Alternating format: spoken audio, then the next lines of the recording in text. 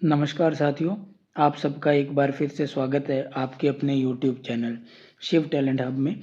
आज हम इस क्लास में G20 के बारे में जितने भी क्वेश्चन बन सकते हैं या जो जो मीटिंग हुई है, जो फैक्ट्स हैं, वो सारे जानेंगे और ये भी जानेंगे कहाँ पर हुआ, कहाँ पर नहीं हुआ। तो ये एग्ज़ाम के लिए बहुत ही इम्पोर्टेंट टॉपिक है, क्योंकि इस बार जो है इसकी मीटिंग है वो इंडिया में हुई थी। ये सारे के सारे फ्लैग्स उन कंट्री के हैं जो G20 का हिस्सा हैं और ये G20 का लोगो है। तो ये देखें, इसके नीचे लिखा हुआ है 2023 भारत और इंडिया। तो चलिए स्टार्ट करते हैं। सबसे पहले देखते हैं G20 के बारे में इम्पोर्टेंट फैक्ट्स। तो G20 की स्थापना या इस्टेब्लिशमेंट है वो कौन से ईयर में हुई? 1999 के अंदर। उसके बाद में G20 को बनाया क्यों गया, इसकी इस्टेब्लिशमेंट की क्यों गई?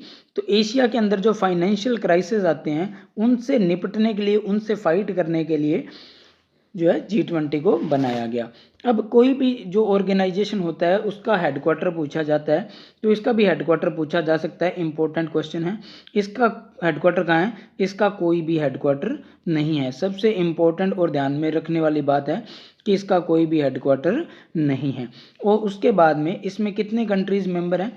20 कंट्रीज, जिसमें से 19 कंट्री हैं और एक यूनियन है, यूरोपियन यूनियन 20 में से। तो वैसे तो 20-20 देश या 30-30 देश हमें याद करने की ज़रूरत नहीं होती, लेकिन फिर भी इस बार ये भारत में हो रहा है और भारत इसकी अध्यक्षता कर रहा है, इसलिए ये ज़्यादा ज़रूरी है कि हम इन 20 कंट्रीज़ को याद करें। तो इसको आगे ट्रिक्स के द्वारा याद करवाया गया है, आपको याद भी हो जाएगी। तो देखते हैं आगे। इसके अंदर जो यूरोपियन यूनियन है उसके बारे में देखते हैं। यूरोपियन यूनियन की जो है इस्टेब्लिशमेंट कब हुई थी? 1993 को। इसका हेडक्वार्टर कहाँ पर है? ब्रुसेल्स, बेल्जियम के अंदर। और इसके अंदर टोटल कितने मेंबर्स हैं? 27। तो यूरोपियन यूनियन में कितने मेंबर हैं? 27। इस्टेब्लिशमेंट ईयर 1993 और हेडक्वार्टर जो है वो ब्रुसेल्स, बेल्जियम में। अब सबसे इम्पोर्टेंट क्वेश्चन जो है कि इसकी मीटिंग्स कहाँ कहाँ हुई और मीटिंग्स से जुड़े फैक्ट्स क्या क्या हैं। तो जो G20 की सबसे पहली मीटिंग हुई वो 2008 को वाशिंगटन DC USA के अंदर हुई थी। उसके बाद में G20 की जो अध्यक्षता है वो भारत कब से कब तक करेगा, ये क्वेश्चन भी पूछा जा सकता है। तो 1 दिसंबर 2022 से लेकर 30 नवंबर 2023 तक जो है भारत इसकी अध्यक्षता करेगा। इस बार 9 और 10 सितंबर को जो भारत के अंदर इसकी मीटिंग हुई है वो कहाँ पर हुई है? प्रगति मैदान, दिल्ली के अंदर हुई है। उसके जो है 2023 में भारत में हो रही है, तो 2022 में इसकी मीटिंग कहाँ हुई थी? 2022 में इसकी मीटिंग जो है वो बाली, इंडोनेशिया में हुई थी, जो 17th मीटिंग थी। और इस बार जो भारत में जो मीटिंग हुई है वो कितने नंबर की मीटिंग है? 18th नंबर की मीटिंग है। उसके बाद में जो नेक्स्ट ईयर में जो मीटिंग होगी 2024 में, वो कहाँ पर होगी? ब्राज़ील के अंदर, और वो 19th नंबर की मीटिंग होगी। G20 की जो लगातार 3 मीटिंग होती हैं उनको ट्राइको कहा जाता है। G20 की जो लगातार 3 मीटिंग होती हैं उनको ट्राइको कहा जाता है। जैसे 17 मीटिंग जो इंडोनेशिया में हुई वो, 18th मीटिंग जो इंडिया में हो रही है वो, और 19th मीटिंग जो कहाँ पर होगी? ब्राज़ील के अंदर होगी। तो इन तीनों लगातार मीटिंगों को क्या कहा जाएगा? ट्राइको कहा जाएगा। ये G20 का लोगो है जो मैंने आपको स्टार्टिंग में दिखाया था। इसके अंदर भारत लिखा हुआ है नीचे देवनागरी लिपि के अंदर। इसकी थीम और इम्पोर्टेंट फैक्ट हम आगे देखेंगे। इसमें आप देख लें, ये जो कमल का फूल है और ये अर्थ है। कमल के फूल के अंदर जो है आप देख सकते हो 7 पंखुड़ियाँ हैं, और इसके अंदर कलर कौन कौन से हैं वो सब सारे फैक्ट आगे चेक करते हैं। देखो, G20 के लोगों के नीचे भारत लिखा हुआ है देवनागरी लिपि में। G20 का जो थीम है वो है वसुदेव कुटुंबकम, या हिंदी आगे इसकी थीम को समझाया गया है, एक परिवार, एक पृथ्वी और एक भविष्य। कुटुंब मतलब परिवार। तो इसे लिया कहाँ से गया है? एक महा उपनिषद है संस्कृत का प्राचीन, उससे लिया गया है। इस लोगो को किसने डिज़ाइन किया, ये क्वेश्चन भी इंपॉर्टेंट है। तो एक बहुत ही मशहूर सैंड आर्टिस्ट हैं जिनका नाम है सुदर्शन पटनायक। उन्होंने इस जो लोगो को, G20 के लोगो को डिज़ाइन किया है। इंग्लिश में मैं आपको थीम बता देता हूँ, 1 अर्थ, 1 फैमिली, 1 फ्यूचर। और वसुदेव कुटुंबकम तो संस्कृत से लिया गया है, तो इंग्लिश में भी वैसा का वैसा ही लिखा जाएगा। इसके अंदर जो पंखुड़ियां हैं, जो मैंने आपको बताया कि 7 पंखुड़ियां हैं, वो 7 कॉन्टिनेंट, 7 महाद्वीपों को दर्शाती हैं। इसके अंदर जो रंग हैं, कलर हैं, वो कलर तिरंगे से प्रेरित होकर, तिरंगे में जो कलर है उनसे प्रेरित होकर लिए गए हैं। और इसमें कौन कौन से कलर हैं? केसरिया, सफेद, हरा और लाल। इसमें ये 4 कलर हैं। इस G20 को पहले G7 के नाम से जाना जाता था। तो इस G7 के अंदर 7 मतलब 7 कंट्रीज थी।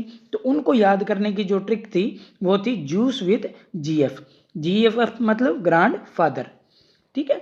अब इस ट्रिक से कैसे याद करते थे? तो जूस था, जे से बना जापान, यू से यूएसए, आई से इटली, सी से कनाडा, ई से इंग्लैंड, जीएफ से, जी से जर्मनी, एफ से फ्रांस। उसके बाद में इस G7 ग्रुप को रशिया ने भी ज्वाइन कर लिया और ये ग्रुप हो गया G8।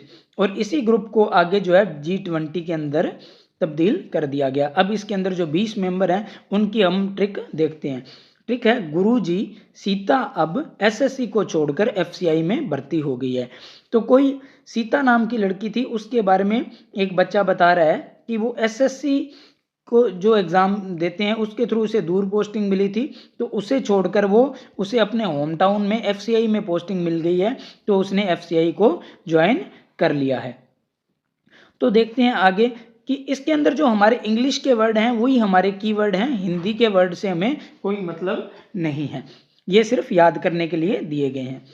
अब देखते हैं गुरुजी वर्ड से जो है कीवर्ड से हमारे कौन कौन से बनते हैं। तो गुरुजी में जो है 6 अल्फ़ाबेट के 6 लेटर हैं। तो उसके अंदर हम देखते हैं कि कौन कौन से वर्ड जो है किस तरीके से हमारे कंट्री नेम बनते हैं। G for Germany, U for USA, R for Russia, U for UK। गुरु से हमारे पास 4 कंट्री बन गई। उसके बाद में हम देखते हैं G से हमारे पास J फॉर जापान, I से इंडिया। ये ट्रिक थोड़ी लंबी है, कंट्रीज ज़्यादा हैं, इसलिए इसको 2-4 बार रिवाइज करोगे, लिख के देखोगे तो आपको याद हो जाएगी। भारत में अध्यक्षता हुई है, इसलिए ये देश याद करने जरूरी भी हैं।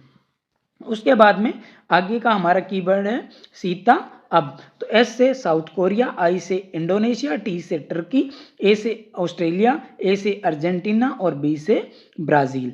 आगे जो नेक्स्ट है हमारे पास SSC और FCI।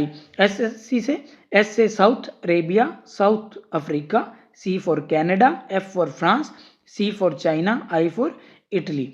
उसके बाद में जो हमारे पास लास्ट में कीवर्ड बचता है वो ME। M से मैक्सिको, E से यूरोपियन यूनियन। तो ये जो G8 के मेंबर थे, G7 के मेंबर थे, वो इसमें इंक्लूडेड ही हैं, वो अलग नहीं है। तो उस ट्रिक से जो आप याद करोगे तो उसको इनमें अप्लाई कर लेना। मोटा मोटा आपको याद हो जाएगा कि A से अर्जेंटीना आता है, A से ऑस्ट्रेलिया आता है, B से ब्राज़ील आता है, F से फ्रांस आता है, C से कनाडा आता है, C से चाइना आता है, I से इटली आता है, I से इंडोनेशिया आता है, T से टर्की आता है, I से इंडिया आता है। ठीक है। S से सऊदी अरेबिया है, साउथ कोरिया है। इस तरीके से आप इसको याद कर सकते हो। G for Germany, U for UK, U for USA, R for Russia. इसमें एक बात और ध्यान रखने वाली है कि चाइना और रशिया के प्रेसिडेंट ने G20 के अंदर भाग नहीं लिया है। जो एशिया की 2 बड़ी पावर हैं उनमें से दोनों पावर्स ने भाग नहीं लिया है। प्रेसिडेंट ने भाग नहीं लिया है, चाइना के ऑफिशियल तो भाग लेने आए थे। ये जो है मैंने आपको सारी जो कंट्री हैं उनके फ्लैग्स दे दिए हैं और उनके नाम दे दिए हैं। तो आप यहाँ पर इसका स्क्रीनशॉट लेकर यहाँ अपने ट्रिक को लिख सकते हो और अपने जो है कंट्री नेम को रिवाइज कर सकते हो यहाँ से मार्क कर करके। उसके बाद में आगे देखते हैं कि अब इसके अंदर जो G20 से ये G21 हो गया, जो अब की बार भारत में मीटिंग हुई है उसी में ये फैसला लिया गया है। तो इसमें 21वां जो मेंबर है वो अफ्रीकन यूनियन को जोड़ा गया है। पहले इसमें 19 देश थे और एक जो है अफ्रीकन यूरोपियन यूनियन था। अब इसमें 21 मेंबर से एक अफ्रीकन यूनियन हो गया है और एक यूरोपियन यूनियन हो गया है। यूरोपियन यूनियन के बारे में हमने सारी चीज़ें पहले देख ली थी। अब देखते हैं अफ्रीकन यूनियन के बारे में। अफ्रीकन यूनियन का जो है इस्टेब्लिशमेंट है वो 1963 में हुआ था। इसके जो प्रेसिडेंट है वो अजाली असुमानी है और इसका हेडक्वार्टर जो है वो अदीस अबाबा इथियोपिया में है। और जो अब ये जो मीटिंग हुई थी उसके अंदर कुछ जो है फैसले डिसीजन लिए गए थे, उसमें से कुछ फैसले जो हमारे एग्जाम पॉइंट ऑफ व्यू की तरफ से इम्पोर्टेंट है वो देखते हैं। तो इसमें सबसे पहले तो एक न्यू दिल्ली डिक्लेरेशन हुआ है, उसके बारे में सारी जानकारी आगे की स्लाइड में है। एक अफ्रीकन यूनियन को जो है इसमें नया मेंबर एक्सेप्ट किया गया है, जिसके बारे में मैंने आपको अभी अभी सारी डिटेल दी हैं।